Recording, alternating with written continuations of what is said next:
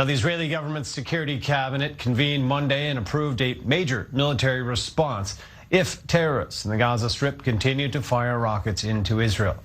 Following the announcement, last night was quieter in the Gaza border region, but after dozens of rockets were launched into Israel over the previous 3 days. Over the last week, violence flared up also in Jerusalem, parts of the West Bank, and across the Gaza region. Now, earlier we spoke with I-24 News defense correspondent Jonathan Regeb, who's at the Israel-Gaza border. Maybe so.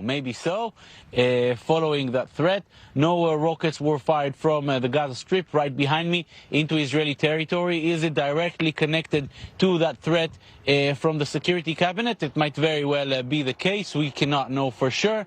It probably had some kind of an effect, along with the fact that Jerusalem was considerably more quiet last night than the days before. That is due to those barriers that have been taken away from the Damascus Gate Plaza. All this leading to finally a quiet night here on the Gaza border after 3 successive nights in which rockets were fired from Gaza behind us into Israel.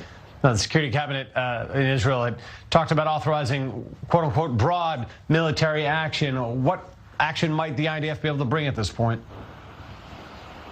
It was probably massive strikes from the air. Israel is currently not in a position to go into a ground incursion into the Gaza Strip. Something major has to happen for a ground operation. Therefore, that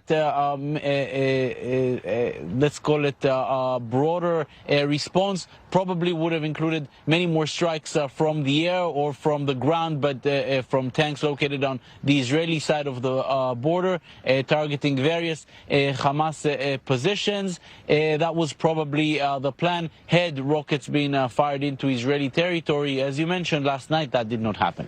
Clearly, the threats have not subsided around the Gaza Strip here. So tell us about the readiness level of the army around the region there.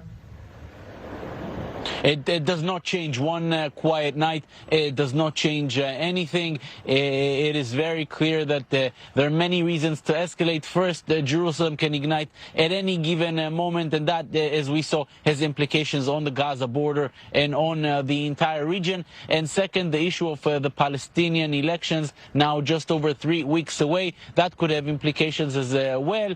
Fatah and President Abu Mazen are considering to delay those elections, of course blaming it on Israel and on the East Jerusalem issue. If that happens, then Hamas could once again use that opportunity to fire rockets into Israel. Therefore, as far as Israeli readiness is concerned, it stays the same. The fact that one night has been on the broader picture, the IDF is ready for any scenario. That has not changed.